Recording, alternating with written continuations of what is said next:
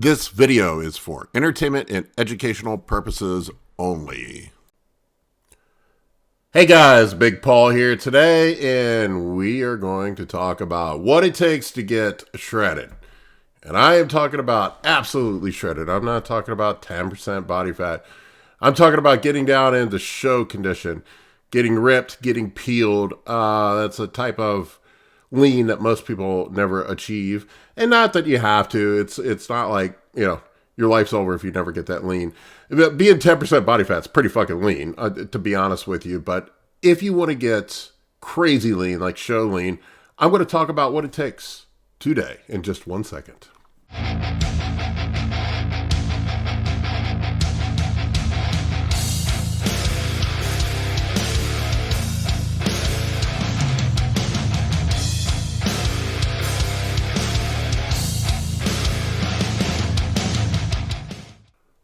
All right, so if we're talking about getting stage lean, contest lean, we have to evaluate what our objectives are and build our program around our objectives. So if we think about this critically, our primary objectives are to lose body fat, preserve muscle mass, and try to keep full while we're doing it if we can. There is an old saying in bodybuilding, you got to get flat to lose fat. And there is some truth to that. You do have to sometimes deplete to get body fat off, and then you can fill it back up. But there are some things through carb cycling that you can manipulate, doing strategic refeed days that you can keep your body a little bit fuller along the way.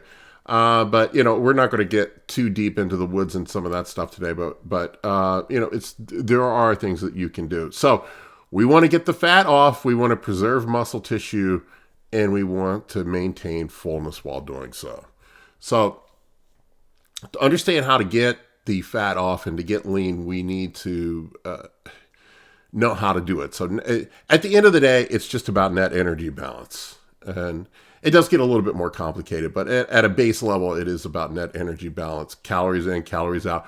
We have to create a deficit and burn more than we are taking in. It's really that simple. So it takes 3,500 calories to burn 1 pound of fat. So in theory, you need to create a deficit of 3,500 calories to burn 1 pound of fat. So if we want to take a pound of fat off in a week, we need to be in a caloric deficit of 500 calories a day to get to that 3,500 calories, roughly. We have a couple different ways that we can create this deficit. We can eat less food. Typically, in a bodybuilding diet, carbs are the wild card. We generally keep our protein consistent throughout the year. Sometimes we even increase it a tad while we're dieting for, to maintain muscle tissue and just to keep you from not starving. Increase satiety, so carbs are typically our wild card. We might manipulate fats a little bit. I have gone extremely low fat before, and you feel like dog shit. It is sort of like a last resort. If you have some fat that you need to get off quick, but you can only do it for a short period of time because we do need some EFAs to maintain our health and to maintain a healthy physique. So there are no essential carbs, so we can take carbs all the way out if we need to. And another way to create a deficit is to increase energy output. So like doing cardio, increasing your activity around the house, the NEAT, non-exercise activity, or whatever the fuck it stands for. Doing higher volume training. Back in the days when Arnold and those guys got ready for contests, they didn't really do much cardio that I know of. They just did more volume in the gym, so they burned their calories while lifting, primarily. That's not so much the case these days. And you can increase metabolism through use of thermogenics, fat burners, hormone manipulation. But there's only so much you can do there. You can only make about maybe a 5-10% increase, so it's not really that much. So when we take a step back and look at it, the easiest way to create a deficit is to just eat less. So if we wanted to lose that pound of fat in a week and create a 500 calorie deficit, we could get on the stair climber for an hour, and maybe burn 500 calories. Or we could just eat 5 less tablespoons of peanut butter throughout the day. Or, that would be, let's see, 500 calories would be something like 125 grams of carbs. So we can drop 125 grams of carbs from our diet. And we would be in a deficit at that point of 500 calories. So that is a lot easier than doing an hour of cardio, or you could do a combination of both. And when you look at things like fat burners, like people, I think a lot of times people, their first thing they lean on is fat burners, which I usually don't introduce until later in the diets, at least the extreme stuff. When you look at a fat burner, so let's say you have a 2,000 calorie BMR and you increase your metabolism by 5 to 10%, you're only talking about 100 to 200 calories a day. That's 1 tablespoon of peanut butter worth of deficit that you're creating. It's easier just to eat less peanut butter. Now, you do get to a point in a diet where every little bit adds up, and you need to use fat burners, especially if you want to get crazy ripped. So those are the ways that we create a deficit. Usually it's a combination of all the above, but the very first thing we start with is a little bit of cardio out of the gate and dropping some carbs. That's typically what I do when I start a fat loss diet. Drop the carbs by an appropriate amount and add a little bit of cardio in. Setting realistic expectations about how much fat you can lose in a week. This is just my general experience, and there are outliers. There are some people that lose faster. There are some people that lose slower. But generally, I have seen between 1 and 1.5% of your body weight that you can lose in fat in a week without sacrificing muscle tissue. If you push a deficit higher than that would lead to that sort of fat loss, you're seriously risking losing muscle tissue. So for a 200-pound man, we're talking about somewhere around 2 to 3 pounds a week. That's typically what I see on a diet. That doesn't seem like much, and I know people get frustrated with that, but that's pretty normal. With a woman, you're talking about a 120-pound woman, you're talking about a pound to a pound and a half a week. So you need to plan your diet accordingly and have enough time stretched out.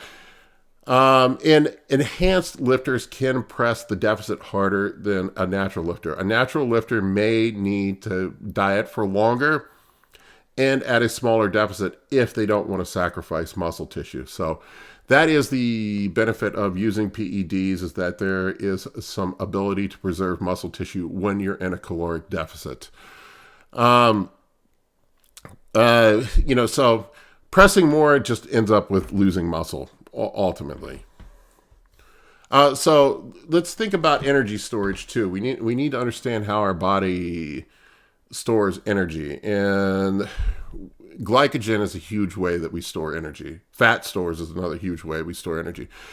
When we are trying to lose weight, we want to get rid of the fat, more specifically subcutaneous fat. But your body does store fat subcutaneously, which is between the muscle and the skin.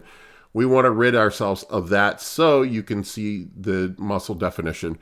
Visceral fat is the fat that tends to be under the muscle and around the organs, which is the fat that kills you. Honestly, we don't want that ever. At least we want to minimize it. Usually it's a result of insulin resistance. So we want to lose visceral fat if we can. And intramuscular fatty acid stores, those don't really affect our appearance, but they do tend to deplete as we lose body fat. But you can see it like on a piece of steak. If you take a piece of steak, it's the fat that's marbled within the steak. That does not affect our appearance when we get on stage, but it will go down. And a lot of times I'll see guys think they've gotten smaller when they diet it. And it's not that they've gotten smaller. They've just lost the fat that was in the muscle. It makes the muscle look smaller. The muscle hasn't actually gotten smaller. You've just lost that fat that's in the muscle. It's like a fatty piece of steak. If you take that fat that's in that steak, if you take that fat out of it, that steak looks smaller. And we also have protein. Our body stores energy as protein. That's the stuff we don't want to break down. So muscle tissue, other organs that contain proteins, we don't want to break that down when we're losing weight.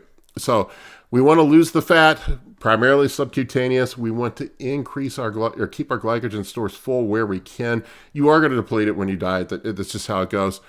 And the neat thing with glycogen, the bigger you are, the more that you can store. And this is how sort of carb cycling works, and how the neat trick with carb cycling. So a large man, a guy my size, on high days during my contest prep, I was eating 1,500 grams of carbs and still losing body fat.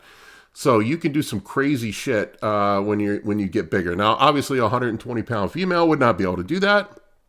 She might be able to have a couple 100 grams of carbs if she has some muscle mass. So the more muscle mass you have, the more room you have to play with food when you're dieting.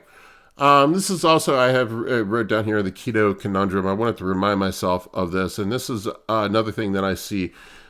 People that do keto, and this is not a slam on keto. Keto does have applications. Certainly, if you have somebody that's morbidly obese and issues with insulin sensitivity, keto is a tool that you can use to get that person back in shape, improve their insulin sensitivity. But I think there are better options for physique enhancement if we're trying to get ripped for bodybuilding shows. But here's the thing with keto. I talk to a lot of people that do keto diets, and they're like, I lost 10 pounds in 2 weeks. Well, the majority of that is not actual fat. The weight that you lost is just from depleting your glycogen stores and all the water that comes along with the glycogen. So you've just gotten flat. You may have burned some fat. That's possible. That's very possible. But you don't lose 10 pounds of fat in a week. Okay? It's just water. You're just dropping water, and it's glycogen depletion and things like that. So really with bodybuilding, if you're not concerned about bodybuilding, it doesn't really matter. I guess weight off is weight off. But if you're a bodybuilder, we want to keep ourselves full and our glycogen stores full. So keto is probably suboptimal for bodybuilding. And even the guys, like I see coaches that do run keto for bodybuilding, it's not even really keto, to be honest with you, because keto... in a real keto diet, you eat more fat than you do protein, typically. And these diets that I see the bodybuilding coaches claim to be keto are really not keto. They're just high protein, higher fat, lower carb diets. They're not, and they have refeed days, and they're not really true keto diets. So we have chemical intervention too for those of us that are enhanced fat burners. As I said before, they're not as effective as you think. Maybe a 5 to 10% bump in metabolism. Maybe a little bit more. I mean, it varies from person to person, but this is just my anecdotal experience. They make a difference, and that does add up over a 16-week contest prep. If our BMR, let's say if somebody like me, my BMR is like 3,500 calories. If I do a 10% bump, that's 350 calories a day. Over the course of a week, that's almost a pound of fat, like 3/4 of a pound of fat. So over a 16-week contest prep, I might burn an extra 10, 12 pounds of fat from using fat burners. So that is pretty significant over the course of a 16-week prep. From day to day, it's imperceivable. Week to week, it's imperceivable, but it certainly adds up over the course of a contest prep. For a smaller woman, it might not be that much of a difference. Anabolics are certainly a benefit. As we mentioned before, they preserve lean body mass so we can be more aggressive with our deficits and our cardio. We can go harder after it and preserve muscle. Like I said before, natural lifters have to be more careful. That's why you don't see any 270, 280 pound mass monsters that are natural, because you just can't. You see a lot of big natty guys. I see some huge natty powerlifters that are super strong, but when they diet down, it's hard to preserve muscle tissue and lose that body fat and maintain it. There are some exceptions to the rule, but those people are outliers. Ronnie Coleman was supposedly natural when he turned pro, but there's only ever been one Ronnie Coleman that I know of. So it's not a good example. And anabolics also improve body composition. They give our body composition a better appearance. It's not saying that you have to use them. I see a ton of people that get, some of the guys that are natty competitors are absolutely fucking ripped. Probably more ripped than some of the enhanced guys, but there's just a certain look that you get to a physique when you use anabolics that you can't achieve without them. That big, full, bubbly look, I guess you would say that the enhanced lifters have. And some people like that, some people don't. I don't judge. It's whatever whatever you enjoy. I am a bodybuilder, so it's part of it's a tool in the toolbox to use anabolics. You can use it or you don't have to use it. Same thing with the fat burners. This is the hardest part of getting absolutely ripped is the psychology that goes along with it.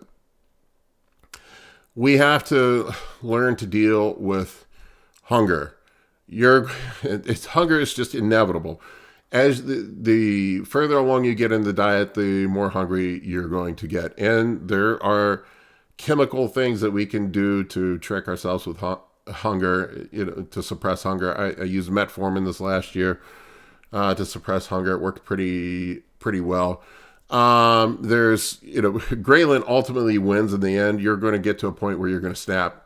That's why I like to get the fat off as quick as I possibly can. I usually like to do a 16-week prep. Anything much more than 20 weeks, I found that people just lose their fucking minds and they just get diet fatigue and the body just stops responding.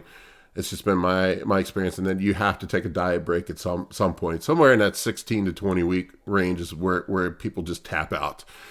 There are other things you can do to manage hunger, such as food volume, eating higher volume food that is lower calorie, things like more vegetables, higher fiber foods, things like that you can trick your body with. But ultimately, the leaner you get, the more hungry you get. And when you get crazy, that's why you see dudes, it's crazy. You'll see guys at shows, anybody who's competed at bodybuilding shows, they literally will bring backpacks full of fucking snack foods. Like there's some trick to getting on stage and having a backpack full of gummy bears and Doritos. It really doesn't make any difference the day of the show.